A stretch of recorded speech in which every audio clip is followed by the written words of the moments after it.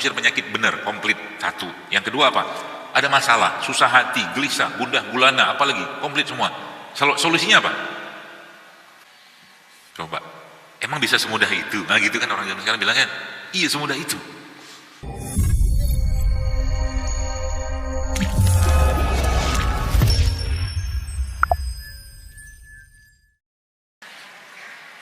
Jadi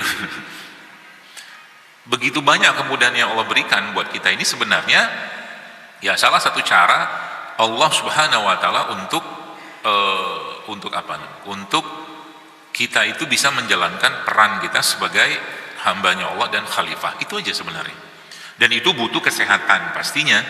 Ya makanya Allah memberikan cara, metode yang diajarkan Nabi SAW sebagai, jadi Nabi itu, saya nyebutnya ya, kalau bahasa saya, Nabi itu prototipe manusia surga. Nabi itu. Jadi prototipe manusia surga itu Allah ciptakan di bumi, namanya Muhammad SAW. Baik.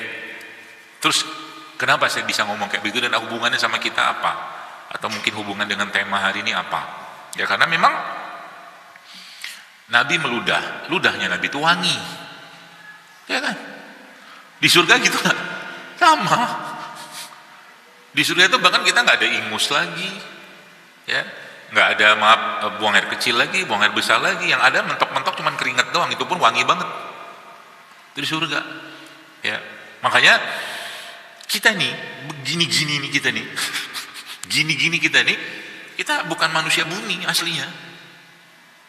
Bukan manusia bumi. Coba aja, sekaya-kayanya orang, sehebat-hebatnya orang di muka bumi dengan segala kekuasaan, pasti bosen, percayalah.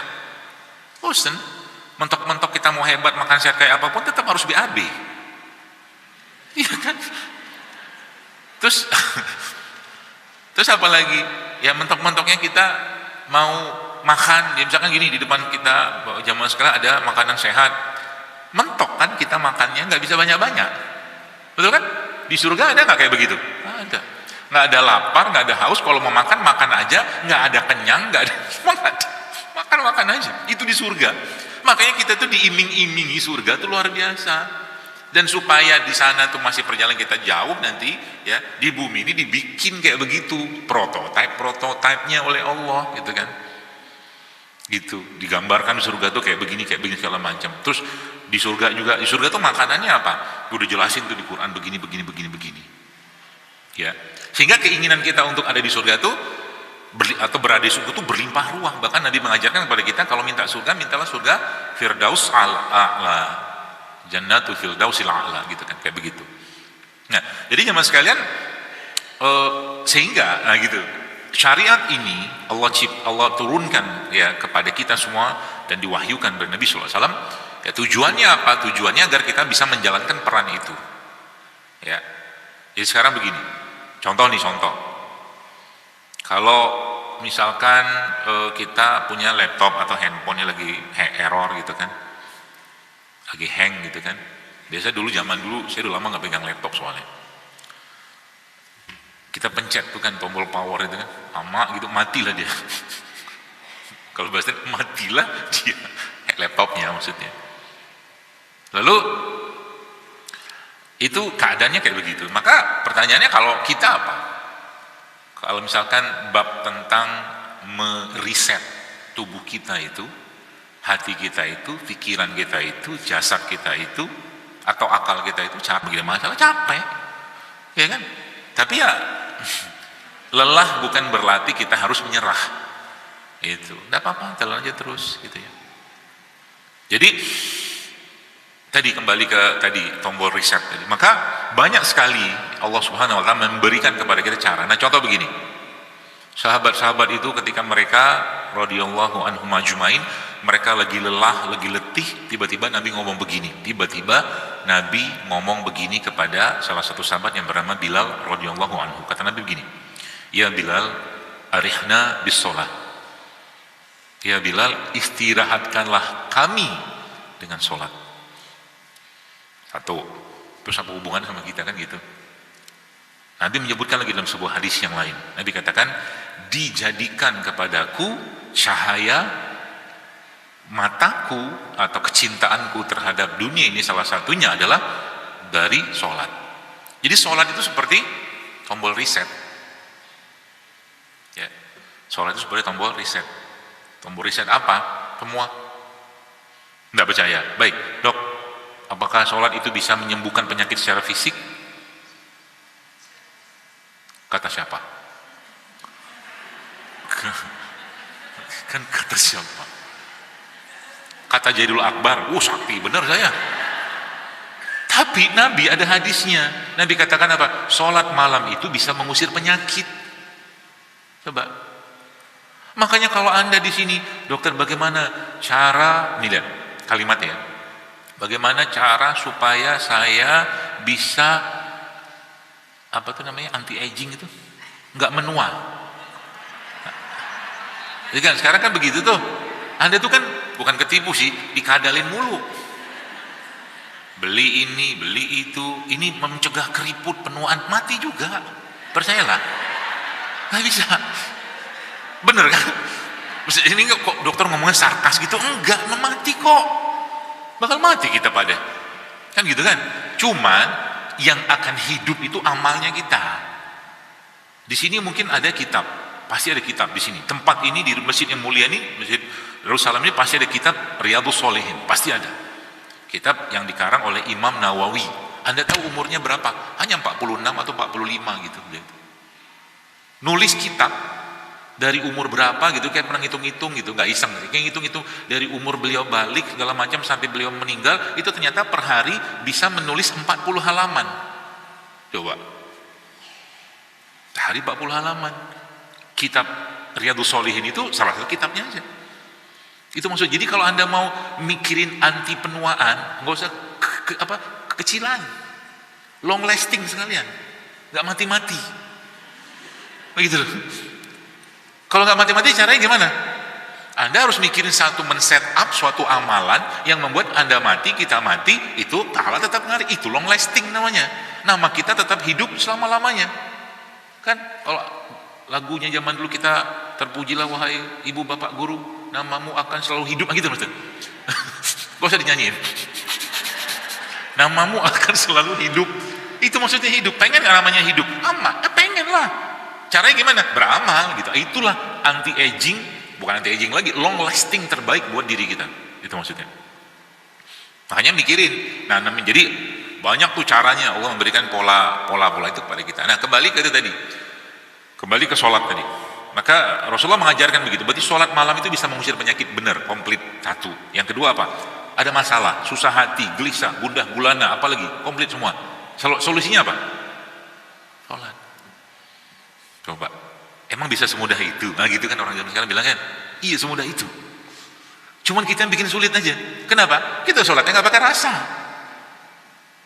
Sholatnya nggak ada rasa, jadi Akbar. Bacaan iftitah nggak tahu. Bukan nggak tahu, nggak menghayati. Allahu Akbar kabira, alhamdulillah katsira, subhanallah, ada paham. Habis itu baca Al-Fatihah, bismillahirrahmanirrahim. Nggak ngerti bahwa setiap ucapan dia ketika dia membaca Al-Fatihah tadi, alhamdulillahirabbil alamin. Kata Allah apa? Hambaku telah memujiku. Wih. Kayak gitu. Jadi akhirnya terjadi apa? Dia merasakan kenikmatan itu, dan ujung-ujungnya apa? Ujung-ujungnya pada akhirnya naiklah ketaatan dia. Jadi kalau jasad ini mau dipakai, Nabi katakan umur umatku itu 60 sampai 70 tahun. Kata Nabi kan gitu kan? Rata-rata begitu. Artinya sampai umur 70 tahun Anda harus masih bisa menggunakan jasad atau badan ini untuk beribadah. Itu. Saya kemarin baru dari Tasik. Di Tasik itu saya naik gunung. Naik gunung pagi-paginya. Gunung Galunggung. Bukan daki gitu, ada tangganya kan. Tangganya banyak ibu, 600. Banyak juga nih tangga itu kan. Wah kita udah pede-pede aja gitu kan. Wih keren nih gitu kan, lama hati gitu kan, bisa naik tangga 600. Turunnya saya berlari. Turun tangga 7 gitu kan, ngetes dengkul. Oh alhamdulillah masih bagus.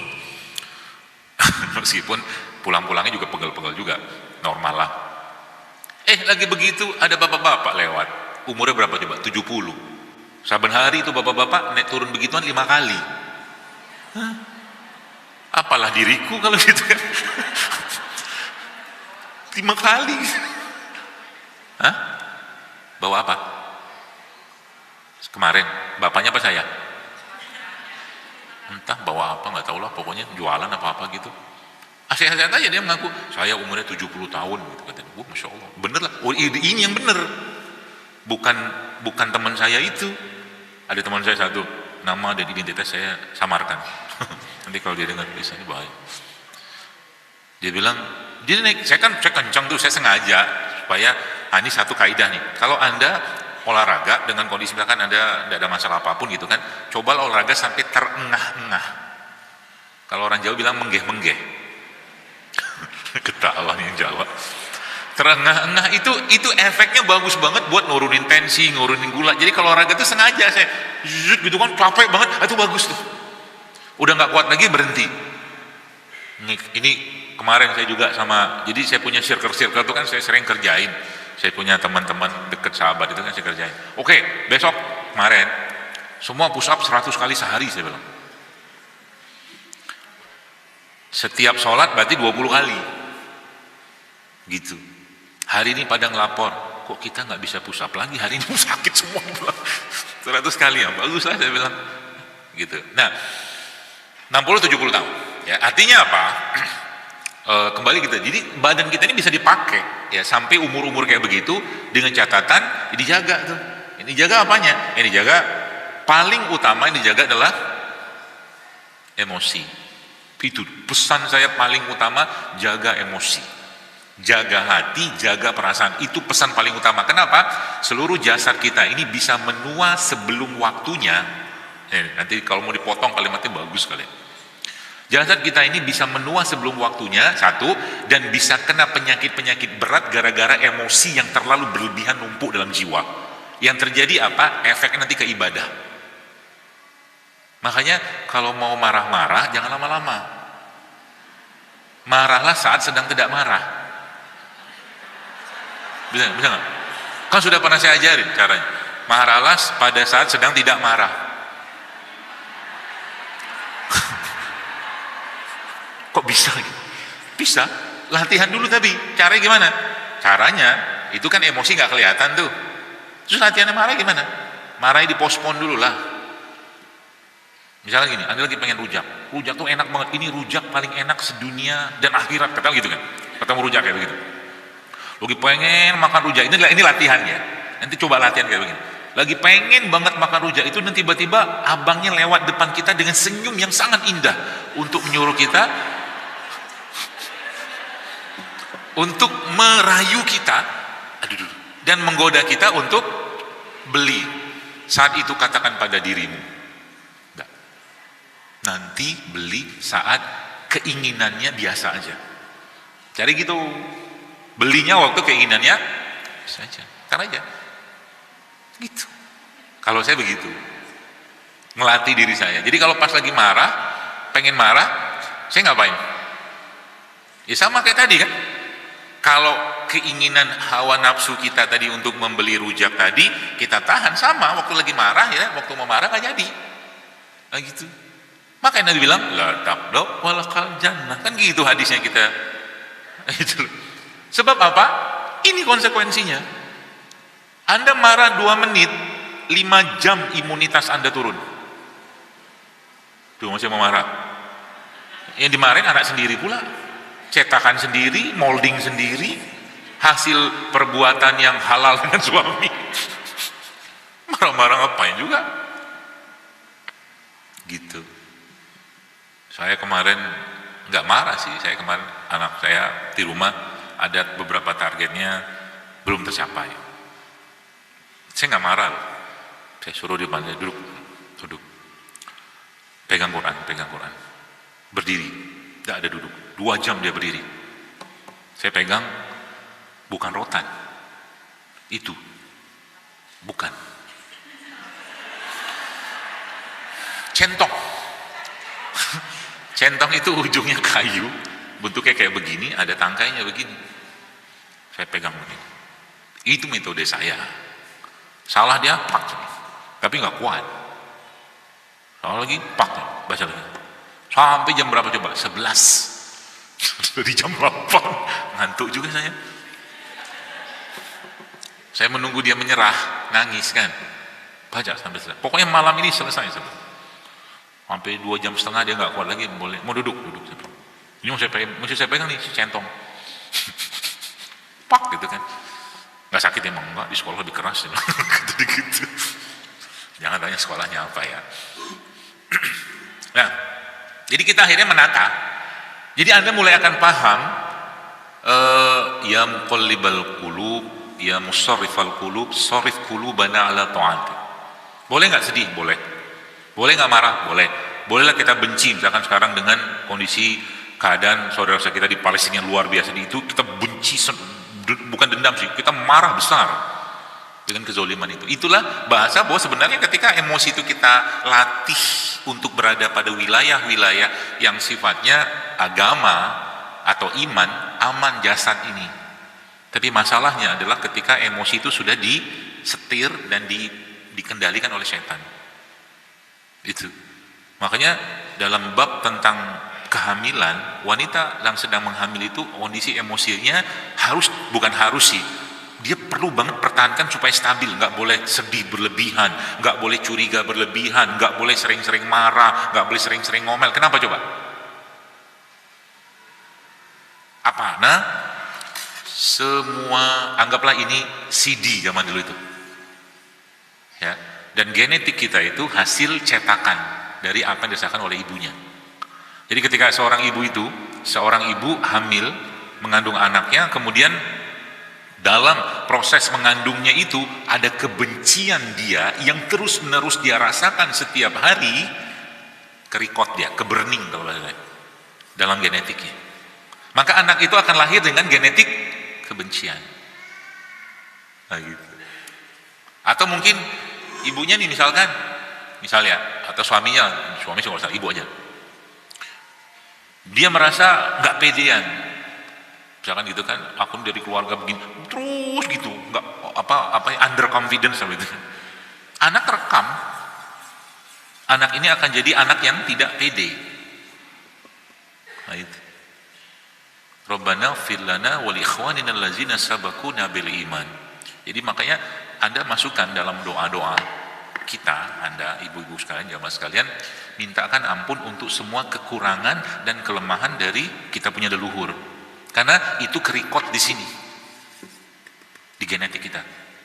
Tugas kita ke depan benerin, perbaiki.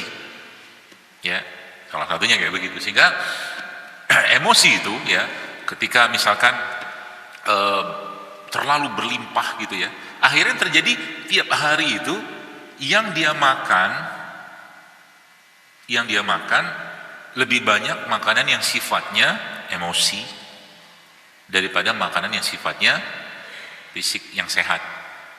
Gimana sih mencerna kalimat ini? Gini, menu makanan jiwaku hari ini, misalnya Fulan bin Fulan, ini diminum air, minum teh, lihat nih begini, lihat minum terus dia makan, katakanlah dia makan ubi, tonton dia handphone sini,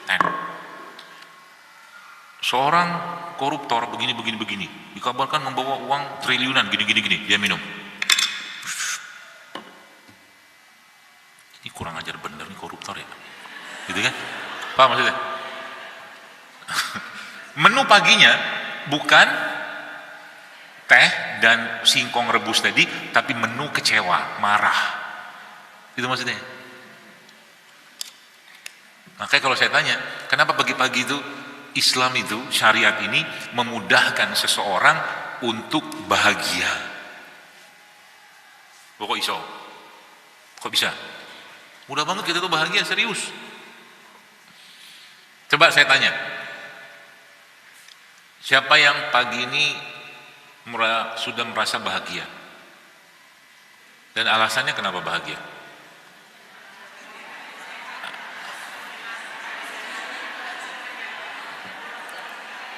Gak tahu kan?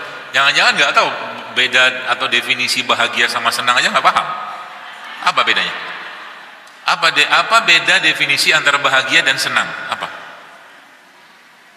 Tanya sama ChatGPT. Siapa tahu dia. Siapa tahu dia tahu. Kata Nabi begini, lihat ya. Barang siapa yang pagi hari dia bangun. Sekarang saya tanya, Anda apa yang Anda rasakan kalau Anda punya dunia dan segala isinya? Bahagia nggak? Oh, ya senang sekali lah. Mau makan ini bisa, mau kesana sini bisa, gitu kan. Dunia dan segala isinya. Terus Nabi bilang begini, kata Nabi SAW begini, barang siapa yang bangun di pagi hari lalu dia merasa aman, satu, ada makanan, dua, ada tempat tinggal, tiga, itu seperti dia sudah memiliki dunia dan segala isinya. Sesederhana itu bahagianya. Coba, makanannya pun bukan buat besok, hari itu doang. Nah, itu Masya Allah kan? Jadi kadang-kadang kita tuh mempersulit diri kita sendiri, ya. Jilbab nggak cocok sama baju, sedih. Misal saya ngomong begini pun sudah ada yang protes. Jangan protes-protes, senyum aja lah. Ini kan misal saja. Nggak pede kalau seandainya bajunya nggak matching, gitu. Akhirnya yang terjadi hari-hari kita itu lebih banyak makanan emosi yang nggak proper yang kita makan tiap hari, itu maksud saya. Menu makanannya kecewa, kebencian, kemarahan, sedih tuh pagi gitu, siang begitu, malam begitu, numpuk tuh barang. Akhirnya apa? Ketemu sama teman, lu sekarang umur berapa? 30, kok kayak 50 ya? Gitu loh. Misal, kalau orang sekarang bilangnya apa? Bermutu kan? Wajah, apa umur biologisnya, jadi umur actualnya adalah 30, tapi kelihatan wajah kayak 50. Kebanyakan sampah. Di sini kebanyakan sampah, nggak mau dibuang pula. Pokoknya, pokoknya, udah kata-kata pokoknya itu keluar, kom, tinggal tunggu waktunya dia akan banyak makan makanan berminyak, berlemak, yang akhirnya membuat jantungnya, livernya itu mengeras, kom. Jadi makanan kita cerminan jiwa kita. Sekarang saya tanya, orang-orang yang kena penyakit jantung, pembuluh darah, kenapa yang dia makan itu yang berlemak-lemak nggak sehat? Kan pernah kita bahas ini. Dia makan itu untuk apa? Untuk mempertahankan sikapnya dia. Apakah orang yang kena penyakit jantung, pembuluh darah dan segala macam itu kan yang nyumbat segala macam itu nggak tahu bahwa pepaya itu bagus, kunyit bagus, lengkuas bagus, ini bagus? Tahu nggak mereka? Tahu. Tapi mereka nggak mau makan ini, kenapa? Nah, kan bingung kan? Gak apa-apa, aku makan ini aja. Pokoknya aku tiap hari nggak makan ini. Kayak ada yang hilang dari hidupku gitu kan. Misalkan nih, pagi-pagi nggak makan gorengan, sedih dia, misal. Ada orang-orang kayak begitu. Jadi akhirnya hidup itu akhirnya makanan begini itu jadi sesuatu yang aneh gitu loh. Ya, artinya apa? Masalah terbesar kita itu jamaah sekalian bukan masalah fisik, tapi masalah jiwanya kita, hati kita, emosi kita yang kacau balau. Lagi waktunya sedih, kita nggak sedih. Lagi waktunya bahagia, kita nggak bahagia. Apakah syariat mengatur itu? Syariat mengatur.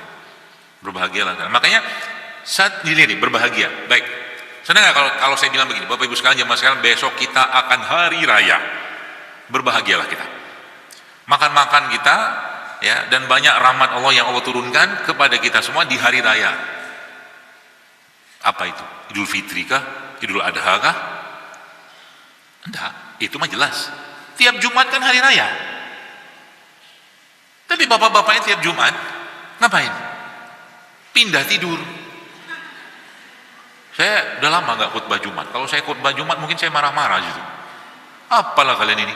Lagi khatib di atas mimbar pun masih pegang handphone. Apalah kau? Macam tak beradab dengan Tuhan. Iya, handphone. Urusan juga bukan urusan triliunan. Paling berapalah orderan gitu loh. Tak lama kok dengan khutbah Jumat tuh. Belum lagi begitu, bentar ini alhamdulillah, nahmadu wa nasta'in wa nastaghfir, segala macam betul kan? Baru 5 menit khatib ngomong pembukaan khutbah udah tidur dia. Makanya Nabi khutbah Jumat tuh berapi-api gitu loh. Makanya banyak cara yang Allah berikan kepada kita secara syariat untuk kita itu nggak sedih. Berarti ini kalau sekarang saya sorot ini, ya kan, jujur kan fitrah nih. Allah tidak menghendaki kita tuh sedih. Betul. Sedih lama-lama nggak boleh. Tapi sedih sekali-sekali, misalkan ada gempa bumi, bencana, musibah, keluarga meninggal, sedih sebentar nggak apa-apa, tapi jangan lama-lama. Kenapa? Karena kalau sedih lama-lama itu nanti ditunggangi sama setan. Sama juga dengan marah. Maka Nabi mengatakan marah itu dari setan. Gitu loh.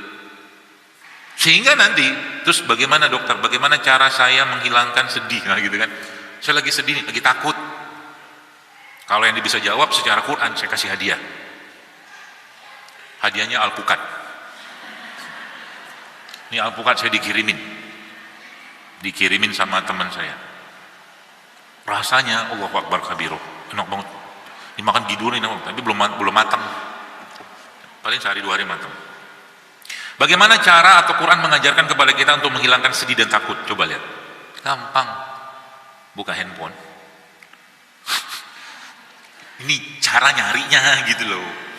Anda buka handphone, ketik ayat yang berhubungan dengan sedih dan takut, nanti keluar tuh. Salah satunya ada di Al-Baqarah. Coba buka Al-Baqarah ayat berapa ya, di terakhir itu.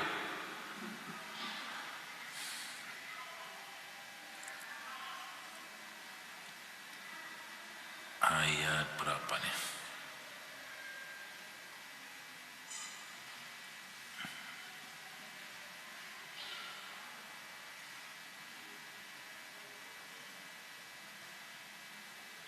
Oh, ayat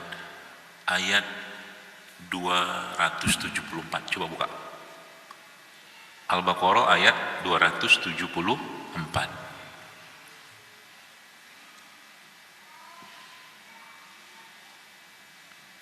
Sudah ketemu?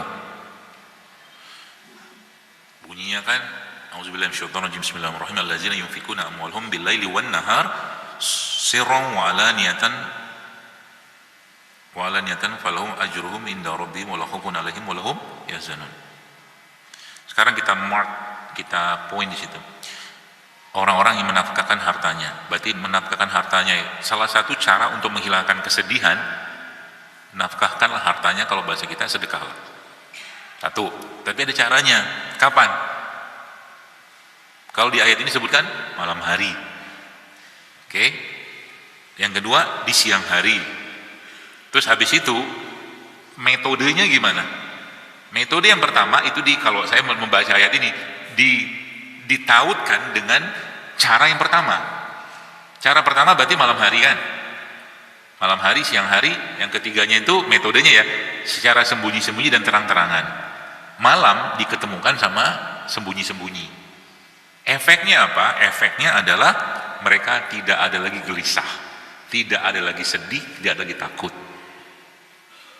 Jadi cara menghilangkan kesedihan secara syariat, secara Quran, kalau pakai ayat ini salah satunya ya, adalah bahwa bersedekahlah di malam hari secara sembunyi-sembunyi. Yang efeknya nanti apa? Tidak ada kekhawatiran, tidak ada takut, tidak ada sedih lagi. Gitu. Jadi nanti malam aja kerjain. Kan ajak suami gitu kan, naik motor atau naik mobil, beli makanan, terus cari orang-orang yang susah, atau yang orang-orang para bapak-bapak pejuang-pejuang keluarga yang jam 9 malam, 10 malam masih jualan gitu kan. Oh itu Masya Allah itu. Anda kasih mereka makanan terbaik, kasih mereka uang sedikit, itu caranya. Tidak ada yang tahu kecuali Anda saja sama Allah dan orang itu gitu. Atau suruh orang lain juga bisa, misalkan. Itu akan hilang tuh. Ya gitu. Makanya itu saya bilang tadi, Allah Subhanahu Wa Taala tidak menginginkan kita terus-menerus berada pada keadaan yang membuat akhirnya jasad kita terkuras. Maka tadi settingan awal saya jelaskan di awal tadi adalah cara meriset emosi kita tuh pakai apa? Sholat tadi kan. Satu poinnya, rangkumannya begini. Yang kedua apa? Salah satunya sedekah. Sedekah itu apakah sedekah bisa menguatkan jasadnya kita? Yakin nggak? Nah poinnya adalah sorotannya adalah kalau seandainya Anda mau jasad ini dipakai, tubuh kita ini dipakai sampai umur 70 tahun, katakanlah kalau matinya 70 tahun lah, atau 63 tahun misalkan. Maka cara yang Anda bisa gunakan untuk membuat jasad ini bisa dipakai sampai usia itu tanpa banyak masalah, jawabannya cuma satu. Perbanyaklah melakukan ketaatan. Maka sedekah masuk di bab itu. Semakin taat seseorang dan tubuhnya ini digunakan untuk melakukan kebaikan atau ketaatan, maka bisa dipastikan sampai tua pun jasad itu masih bisa dia pakai. Makanya kita dipermudah Allah untuk melakukan kebaikan. Yang sekarang kayak begini aja. Misalkan nih, hari ini misalkan lagi nggak bawa duit nih, pengen sedekah, tinggal noleh tangan kanan kiri Anda ada senyumin, kan sedekah. Itu kan? Betul nggak? Nilainya berapa? Ya tergantung berapa gigi yang tampak, misalkan gitu kan. Allah alam. Maka itu saya gitu heran gitu ya. Ada orang kok susah banget senyum gitu loh. Habis ikut kajian, mukanya bete.